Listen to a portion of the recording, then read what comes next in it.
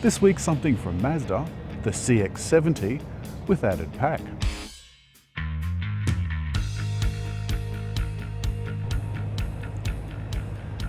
When the CX-70 came out about 6 months ago, the design I thought we've seen before, and indeed we have. It looks like every Mazda SUV for the last 2 generations. The grille's gotten a little bit bigger and a little bit blacker.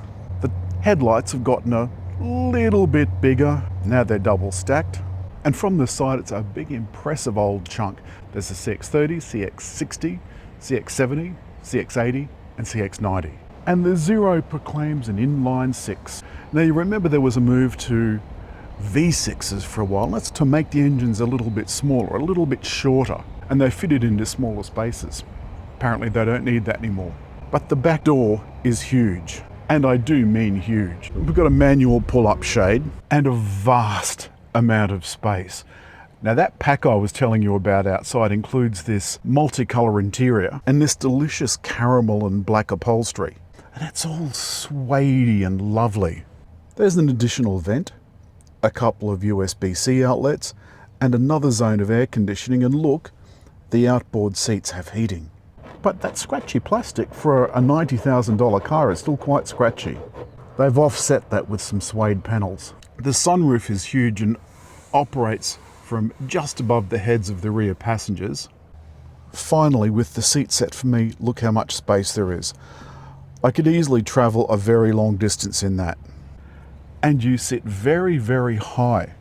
And I'm looking over the heads of the people in front. There is a great view from back here. And around the back there's a kick to open electric tailgate. Then that works if you've got the key in your pocket, which currently I don't, it's in the car. There is a vast amount of space in the back. A household outlet, a 12-volt socket, and some hooks that you could use as a bag hook, some cup holders, though I'm not quite sure what they're there for, because this is a 5-seater, and some buttons to let the back row down. Best of all is a space saver spare, though you can see all the soundproofing there. That piece of plastic is really hard to pull up. It could do with a bit of a handle. And finally on the back you've got a close and lock. The best part of all is that you can enable walk-away locking. I better get my skates on if I'm going to get to my destination in time. I've got my wireless CarPlay up here, and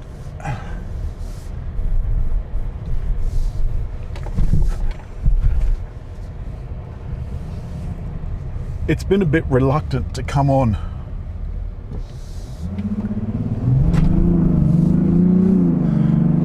You can hear that inline 6-cylinder engine really roaring through an 8-speed automatic. It's an all-wheel drive. And it's quite responsive though. There's this very odd feeling to the transmission. It's slightly hesitant or mushy, or I'm not quite sure what it's trying to do. The other thing to note is that the 8-speed automatic changes when you put it into sport mode. So I'll slip it into sport mode now. And I've got the system turned off now so that, unlike some of the other cars that we've driven in, the Kias, Toyotas, etc., this turns off the lane departure in sport mode. You can turn the lane departure off with a simple button. And in sport mode, when you're nipping through mountain passes like this, the last thing you want is for the steering to be trying to drag you back into a bit of the lane that you don't want to be in.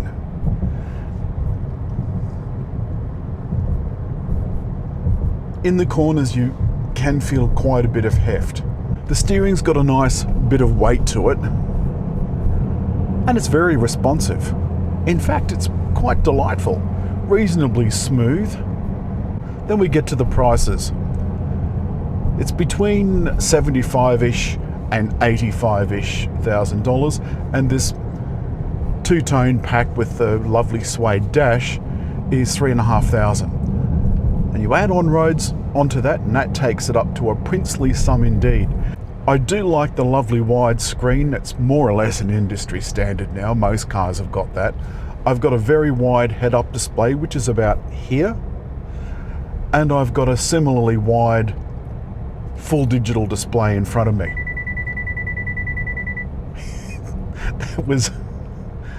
That was the Mazda telling me to put my hands back on the steering wheel. It didn't like me taking them off for too long.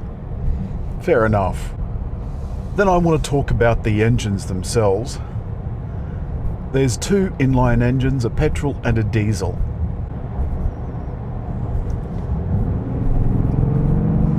Well, the acceleration's not exactly neck-snapping, but it's okay. Entering a highway, at least you won't embarrass yourself. Just going to get up to the speed limit and then turn on the speed system. Bring it up to 110. Right, the system's now more or less... Whoa. The one thing that semi-autonomous driving can't do is anticipate. It can't see a car either putting an indicator on or just plain moving over. And so no car currently is very good at anticipating other drivers on the road. You still have to keep an eye out on what's going on around you. The CX-70 is fairly quiet at highway speed. There's a little bit of wind noise, and you can hear that particularly when you're on very silent, that very smooth tarmac. Let's talk about the warning beeps and buzzers. There are very few of them. It makes this very quiet cabin even more restful. You remember some of the cars we've had over the last few weeks have been absolutely appalling. Very, very chatty, talking to you like you're an idiot. And it makes the drive stressful. The CX-70 has seat heating and cooling for the front seats, as I've pointed out, seat heating for the rear seats, the outboard seats, 3 zones of air conditioning. There's 2 here up the front. If I could make one little comment, there's 2 banks of switches, one with sync and one with auto, and the temperature controls for the front zones. It's kind of hidden up here on this shelf, which is a little bit hard to see. I like all the switch gear. It's nice and easy to work. The T-bar selector is park to the right, then you move left. That's reverse, neutral, drive. There's no automated lane change like there is in the Hyundai Group cars, which is a bit strange considering this is a brand new model. And there's more of that scratchy plastic that we talked about in the back seat. I'm not quite sure what Mazda hoped to achieve by changing the nomenclature, so changing from CX-7, 8, 9 to 60, 70, 80, 90.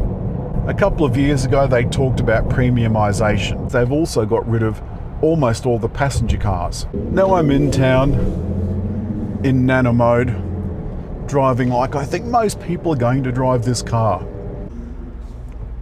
And I like the road feel and the comfort. I would like to see a full hybrid in every model, a la Toyota, but that's not to be, and it's just not Mazda's thing.